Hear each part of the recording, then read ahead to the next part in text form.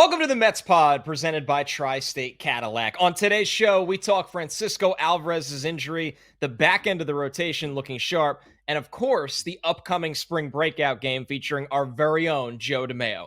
We close out the show answering your mailbag questions, so subscribe to the Mets Pod at Apple Podcasts, Spotify. You can watch every episode on SMY's YouTube channel or wherever you get your shows.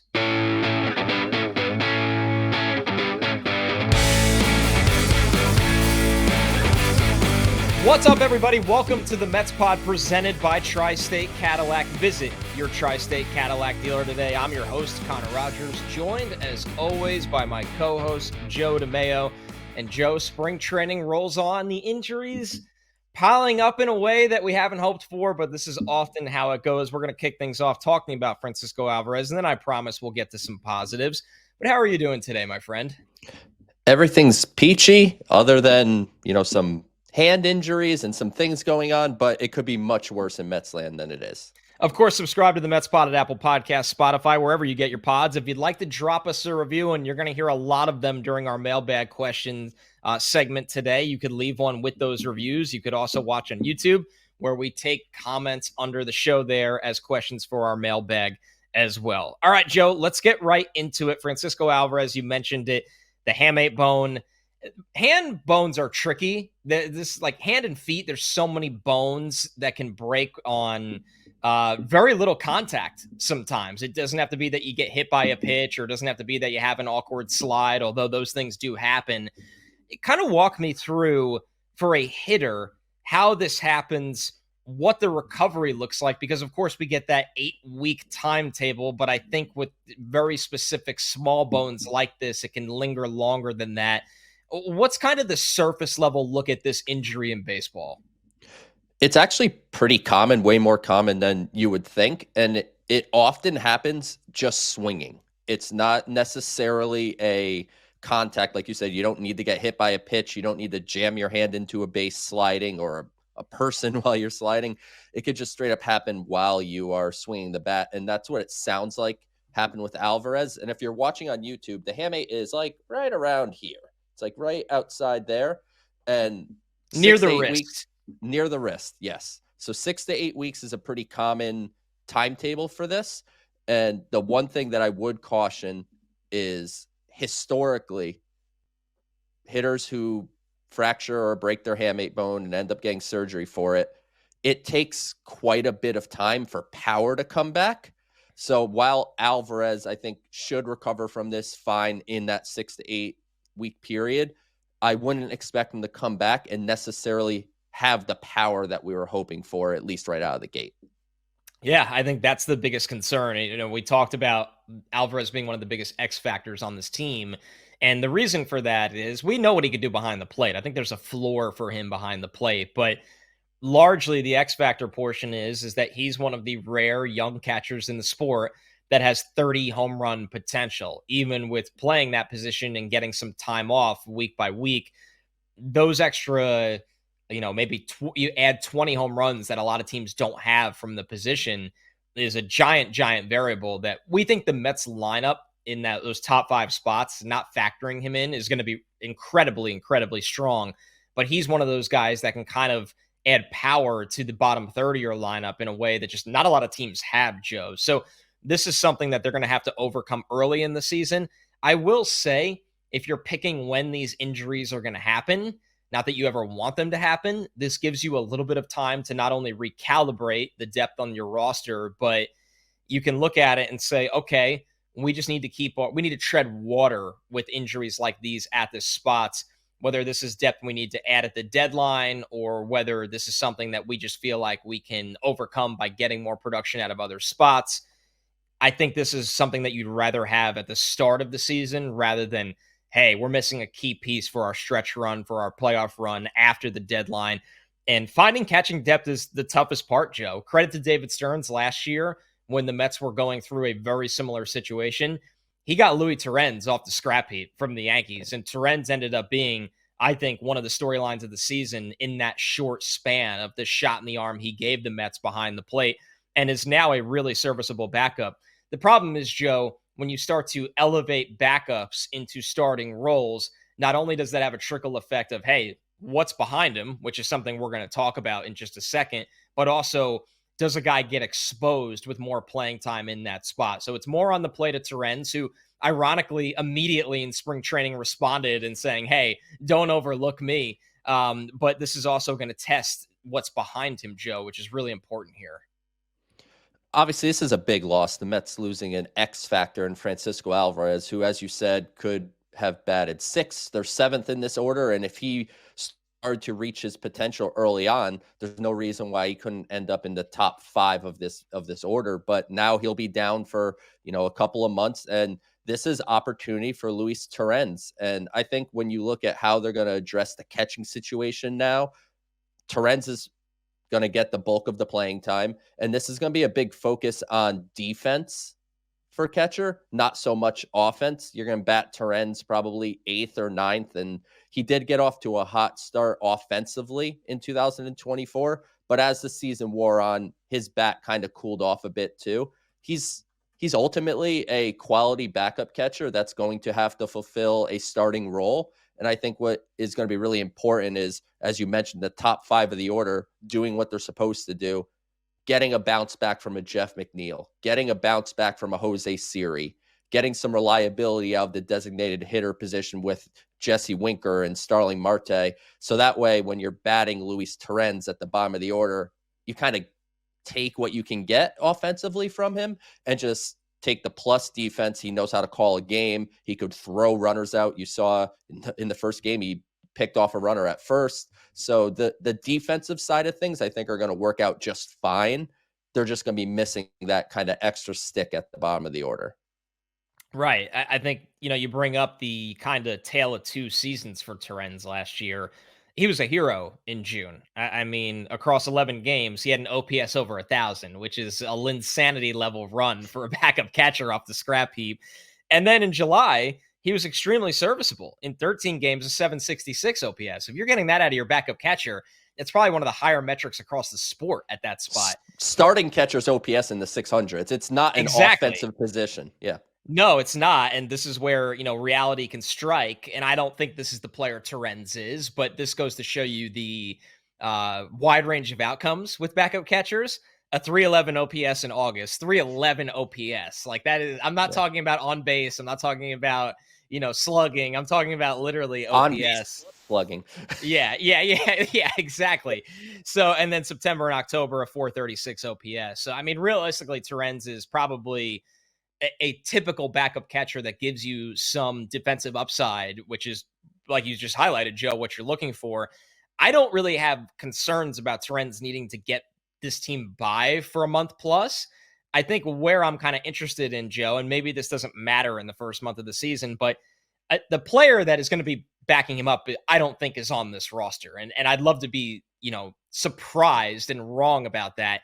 It feels like it'll be a waiver claim towards the end of the spring that the Mets hope they can just get, not another Terens, because that's unlikely, but really just serviceable player off the scrap heap again. I mean, it's certainly a possibility. As we mentioned, catching is not exactly in surplus throughout the sport. Andy Martino tweeted the other day, like, maybe old friend Tomas Nido, who is in camp on a minor league deal with the Tigers, and I don't know if he's going to make their roster or not, but if he isn't, maybe you swing a small trade, much like you did for Luis Terens, and bring Tomas Nido back into the fold for a period of time.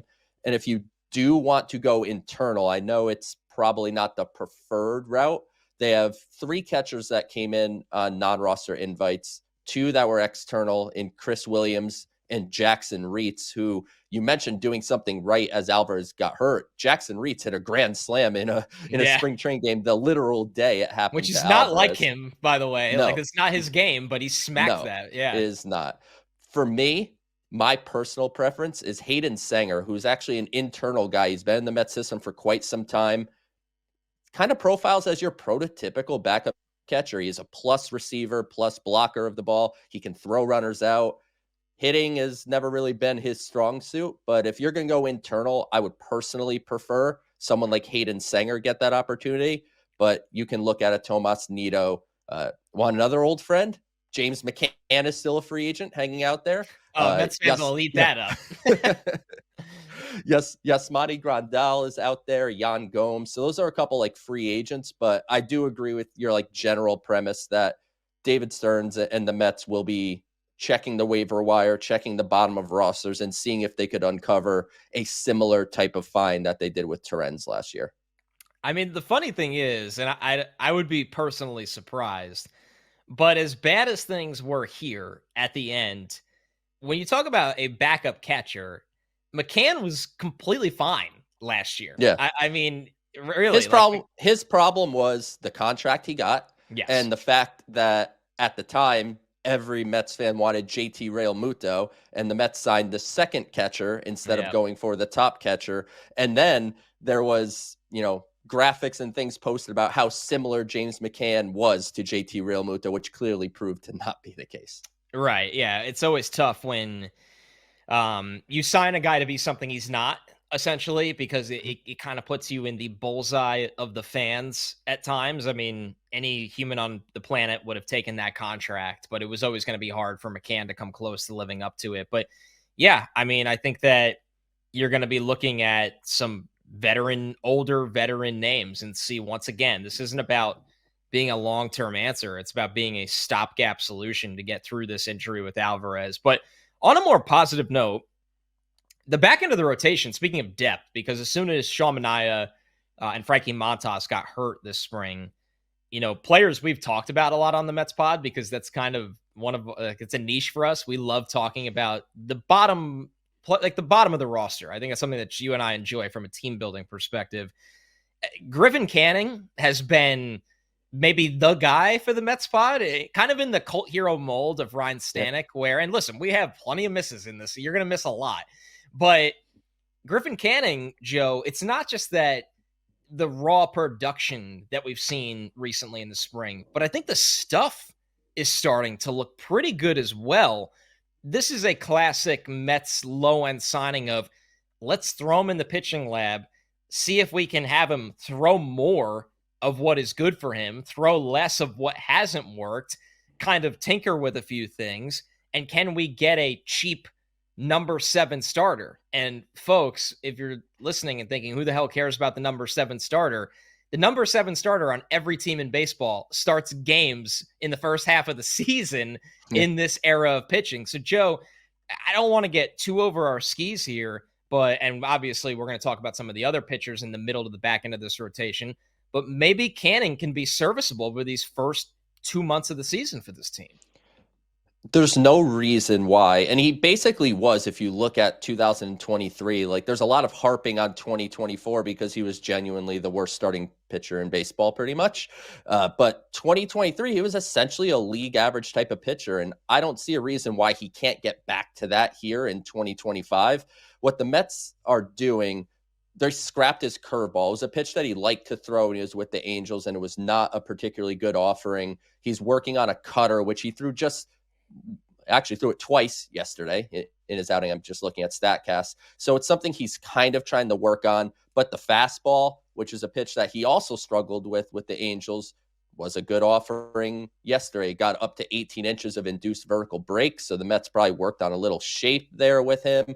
The slider got up to 2,900 RPMs on it. So the breaking ball looks a little crisper. This is just an example of taking a guy that has something and just making minor tweaks, and that something becomes useful. And as you said, we're not going to get over our skis. We're not telling you Griffin Canning is this year's Luis Severino or this year's Sean Manaea, but there is nothing that I see in his pitch profile and also his history as a pitcher that there's no reason he can't be a league average type of starter, which if you get that is, a number 4 type of guy. I think that's something that the Mets sorely need, especially with Sean Manaea out for some percentage of April. They say he'll be back by the end of April. Frankie Montas out until, I think, realistically June. So they need someone like Griffin Canning to step up. And while it's just spring training, and I know that, it's good signs that we're seeing. Right. And I think something important to remember with a guy like this, if you're trying to look for, you're trying to go inside the minds of the Mets front office and say, why is he one of the flyers? Because, I mean, let's be real. As soon as Montas got hurt, and this only got amplified when Manaea got hurt. The outcry was like, why would you not bring in, obviously Quintana or another veteran arm that's out there for cheap?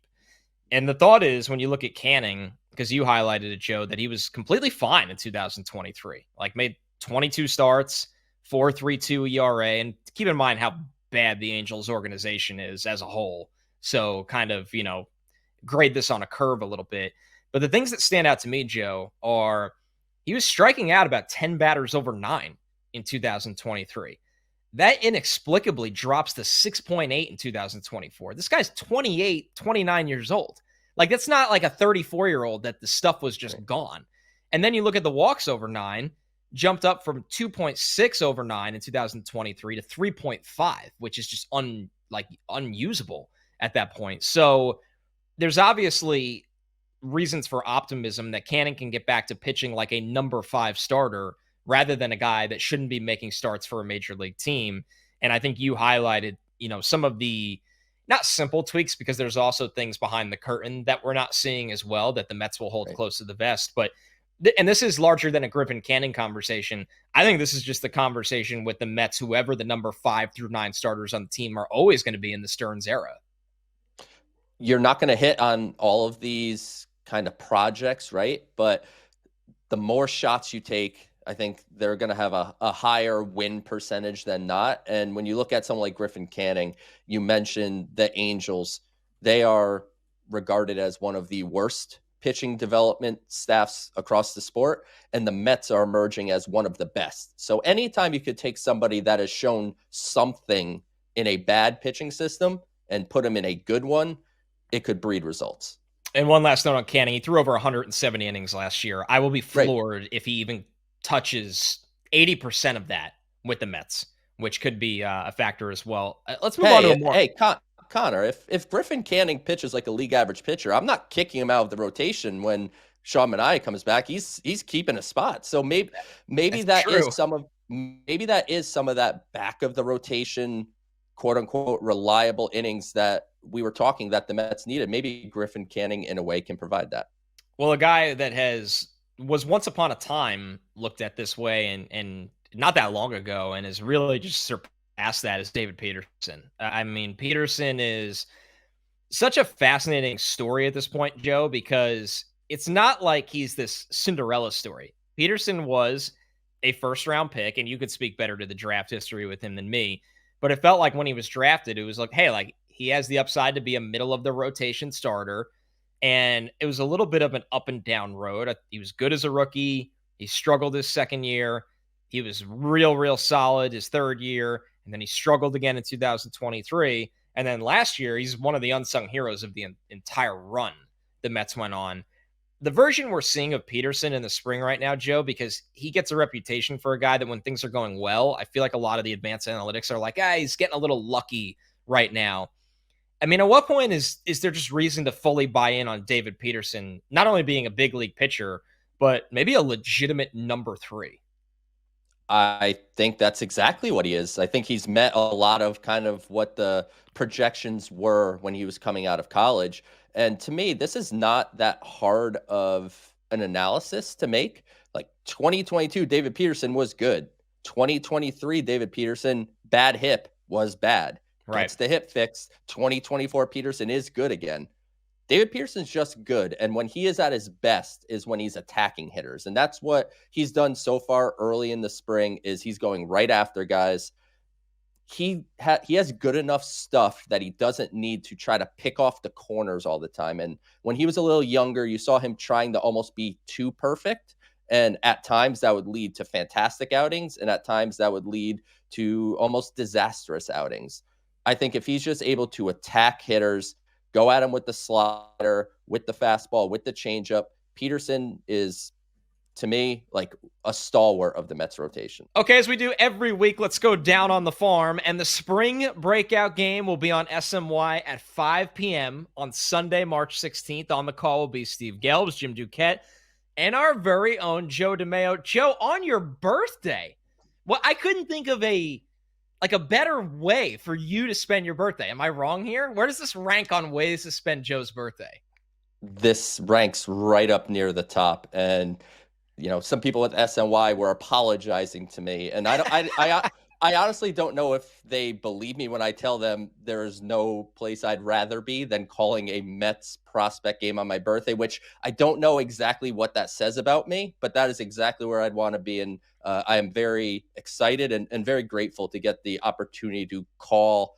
I mean, look, Connor, we've talked about this a lot of times. The Mets and their minor leagues have been something I've been into forever. I've been covering the Mets minors for a long time. Never in my wildest dreams did I think I'd be calling a Mets minor league base game on SNY, but here we are, and I can't wait. It's going to be awesome. I can't wait to watch this. I think that, one, it's really cool that SMY is doing this because the coverage, as you've experienced throughout literally your entire, not even adult life, but before that, of prospects has grown and continues to grow to an astronomical level that now gets legitimate TV time, and people care about it, and it's the future of the sport and the future of this franchise. What's at the top? Like, you're obviously going to write out a lot of notes going into this game of just things you're keeping an eye on, maybe little reminders. What's the surface level, though, at the top of like, okay, I'm really excited to see this guy or this specific thing in action? I'm excited to see the draft class from 2024 in person. And there's a handful of guys headlined by first round pick Carson Benj, outfielder, and second round pick left-handed pitcher Jonathan Santucci. They're both a part of the game. Outfielder Eli Serrano, who the Mets took in the fourth round, he put on almost 20 pounds of muscle, as Andy Green told us when we were down in St. Lucie. So he's added size. He even got the start in a big league spring training game the other day in right field. So Eli Serrano is one to keep an eye on. And then another one, which shout out a couple friends of ours over at the Mets Up podcast. They had on Ryan Lambert, who is the Mets 8th round pick out of Oklahoma. Pure reliever. He was a closer there. He'll touch 102. He's often in the triple digits. And you'll like this, Connor. He drinks 30 eggs a day. That's unfathomable. As a man that tries to get a lot of protein in, I don't even know how one's intestines handle drinking 30 eggs, let alone even consuming that many eggs. No idea, but that's how he bulked up in college, and he credits that to him throwing 100 miles an hour. But there's a lot of exciting names, but my primary thing is I cannot wait to see these guys in action, because I watched their college tape. I saw highlights of them while they were down in the minor leagues, but now being able to watch them play, parts of a full game is exciting.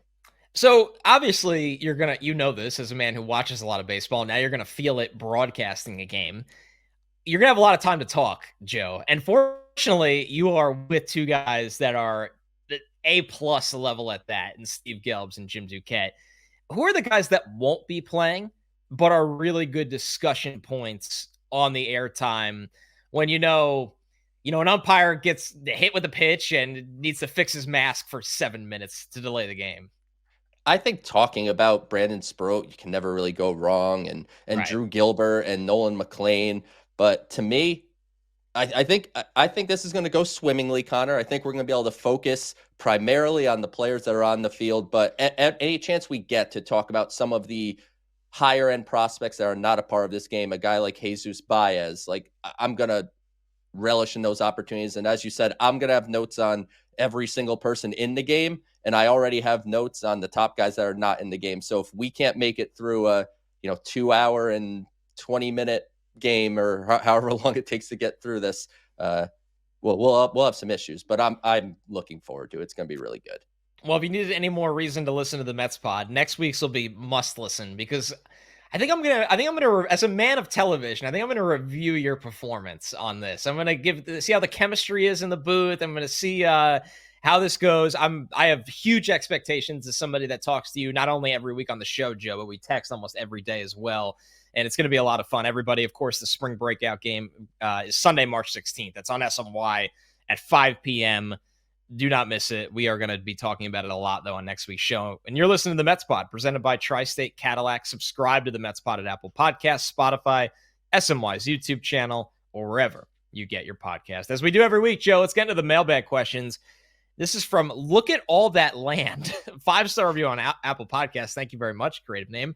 I've been hearing talks and whispers online for a while about new teams in Major League Baseball.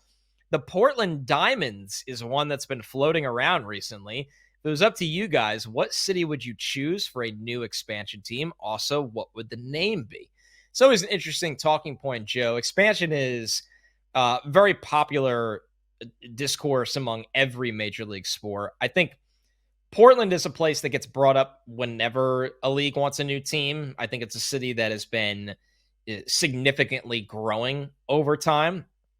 I'll say one that interests me right off the top, because this is a place that has almost become a coastal city in Texas, which is very hard to imagine, but just the influx of people, tech, tourism. I'd be fascinated by a place like a team, kind of trying to think of like how to frame this, but in Austin. But Okay. I think when you look at it, you just wonder, would baseball thrive there? Because Texas as a state has a lot of baseball. And you wonder if geographically that cities like that just kind of pick up the other teams that play in different cities, or can a city that is growing as much as that withstand their own team? Number one, Joe, what do you think of that? And two, what are some other cities that kind of stand out to you that can, because the question isn't like what's a cool city, Right. it's really what city can withstand and actually withhold a baseball team. I never thought of Austin, Connor, but that's certainly a up and coming city. Portland is a city that's often talked about. Putting a team back in Montreal is something that a lot of people talked about. Nashville, I think, is probably a prime Oh location, yeah. and I know there's a former, I think, Pirates GM or Red Sox GM that's part of like a team of people trying to bring a baseball team to Nashville. So I would bet if expansion does happen, Nashville will get one of those teams. And then for me, I just want the Montreal Expos back. Give them a better stadium than Olympic Stadium, but the Montreal Expos and then Nashville, don't know. What would we call a Nashville team, Connor? You're a little more creative than I am. Yeah, I try to always walk the line though with new team names to not be too like on the nose. Where like do you go with something to do with how the music history in the city, or is that just Right. way too, obviously? And Nashville's a great call because the Preds have had so much success there. I think Mhm. from a, and I know it's been a tough season for the Preds, but typically Nashville and hockey in Nashville, you're like, but if you've ever been to Nashville and you walk down where the arena is, it's like, oh, not only is this a tourist stream, but you could see why locals would also be attracted when the team is playing well. So I think it's a really good call, Joe. It's a not only a thriving city, but it's a sports town in a sense for a lot of different reasons. The Montreal call is like, it's always weird because it's like in basketball how everybody clamors for the Supersonics to come back to Seattle, which I agree with, but you always have to be careful. And people do this with hockey in Atlanta as well. You do need to revisit, like, okay, what went wrong here? Was it a organizational infrastructure Right. problem, or was it a city infrastructure problem? Montreal is an unbelievable place to visit, and I would love if baseball is back there, because as a baseball fan on the East Coast, that would be an annual trip for me. I would try to go up there every summer for a game, especially when the Mets are in town and the schedule works. So that's a great call. Yeah, it's fascinating. There's just not a lot of places that seem like home runs. When you look at, and why I was like 1 foot in, 1 foot out on Austin is you wonder, do the Astros just own so much of the territory in that part of Right. Texas that it Yeah. bleeds over to a place like Austin, or can they kind of build their own thing? I mean, I think a lot of people like to gravitate, since the Thunder have been there, to Oklahoma City. I don't know what that would look like for a place that it feels like college sports are so big. Do pro sports, kind of have a chance to build something there? But yeah, I mean, I don't know. It's really, really interesting because it's the reason I'm like stumbling is because it's so easy with football, because the way people gravitate towards the NFL. With hockey and baseball, and obviously soccer has gone through this, you really need to pick a spot that is untapped into, and that not a ton of fans already exist for a team elsewhere. No doubt. And hey, I think it's coming eventually. Yeah. So we'll just keep an eye on it. But I do think Major League Baseball will eventually be at 32 teams. All right, this one from Mason Drake on Twitter, the Mason Drake. Are there any moves you would have made differently from the direction the Mets went? Specifically, if you could choose the contract trade of player this offseason on a different team and do the same with the Mets, say Bueller's deal with the Red Sox instead of signing Frankie Montas. That's what jumps out to me, Joe. Yeah. Montas, just with the health history, I was very skeptical on. Now, in terms of stuff in the Mets pitching lab and the price is fine. We talked about leading up to the offseason. There was pitchers we were just higher on as a whole, and I don't want that to look like hindsight just because Montas already got hurt. Bueller's a good example. Jack Flaherty got a similar enough deal to Frankie Montas that I think that would have worked. The only problem here is the living, breathing organism that is a major league offseason. You have to make the decisions at that time. And the Mets clearly liked Frankie Montas. And I know he's injured now, so it's very easy to be like, well, see, he's injured again. Right. But Montas, I think, signed with the Mets probably because his market was moving at that time. And it was, you need to make this offer now or he's going somewhere else. And that was a target of David Stearns. And, as I mentioned a few minutes ago, you're gonna miss on some of these and you're gonna hit on some of them. And the very early returns on Montas aren't fantastic, obviously, starting off the year on the injured list. But if I had to pinpoint a couple, I think Buehler and Flaherty would be the two. But Frankie Montas will be back in June, and there's no reason to think he can't come back and perform for the Mets throughout the rest of the season. All right, the next question is from Michael at Sad Mets Fan, he's told us, Joe. He said it's a legacy handle. I'm no longer a Sad Mets fan. So Michael said, who is this Simone Juan kid that I've seen play a few games in spring training? Despite being 19 and not having impressive stats, he hung around big league camp for a little bit. See someone to look out for in the coming years. So Juan, when he signed, was a big talking point on this podcast because he got a huge international signing bonus for not the Mets' most recent class, but I believe the year before that, Joe. Yeah. But it's probably a good time to revisit just breaking down Juan, who really has struggled in his early young career as a Met, and we're all hoping can kind of tap into the talent that he's always had. Yeah, Simone Juan was borrowed from the backfield, which you see a lot in spring training. It's not necessarily like he wasn't on a spring training invite list. It's just, hey, we need outfielders for today. And they just pick different guys. And Simone Juan, even last year, got into a couple big league spring training games, and he'll flash some plus exit velocities. Even in spring training games, he's hit balls 105, 106. So the tools are there. And in 2024, as an 18-year-old, with the Florida Complex League, he put up an okay season, hit 273, 337 on base, basically an 800 OPS, slugged 7 home runs. He was off to a much slower start, obviously, in 2023 and 22, where the numbers weren't there. It's just a tooled up 18, 19-year-old kid. He can handle right field. He can play a little bit of center. He's a good athlete.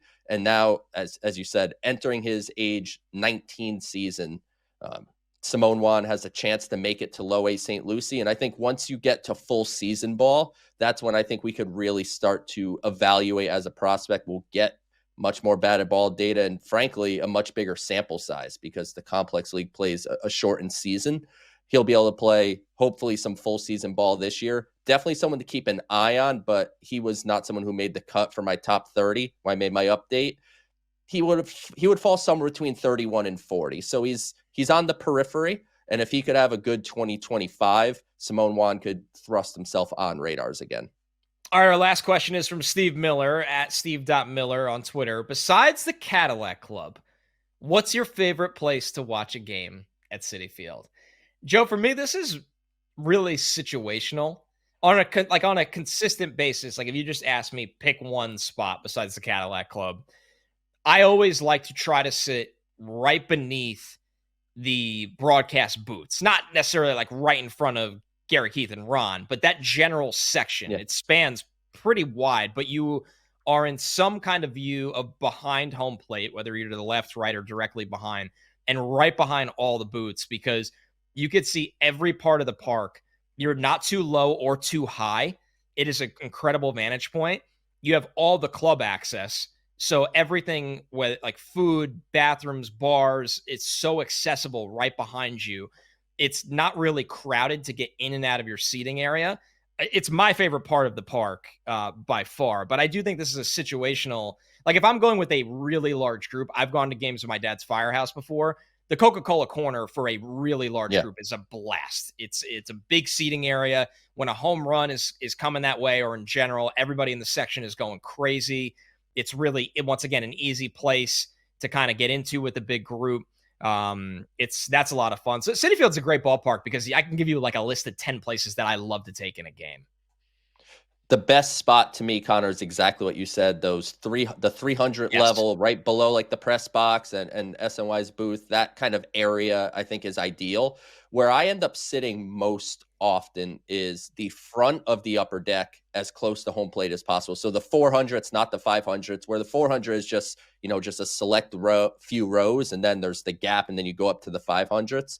If I could sit in the 400s, right behind home plate, that to me is a really good view, and often comes at the cost of like half of what you're going to pay to sit in the 300s right below it. So it just depends on, as you said, how often am I going? If the Mets are good and I'm going more often, I'm going to spend more time up in the 400s. If it's not going so well and I'm going a little less frequently, then I could spend a little more and sit in the 300s. But as close to home behind home plate as possible, because Citi Field is designed in a way where if you are in the vicinity of home plate, you're not getting any kind of blind spots at all. So you're seeing all the action corner to corner, and you want to have a really nice view of that big old screen in center too. Yeah, it's like it once again, I've sat in so many different places at the ballpark, high, low, outfields, like we've talked about the Cadillac Club. There's so many different viewpoints, and they all bring something a little different because of what they've built in the park, the different food options, the different drink options.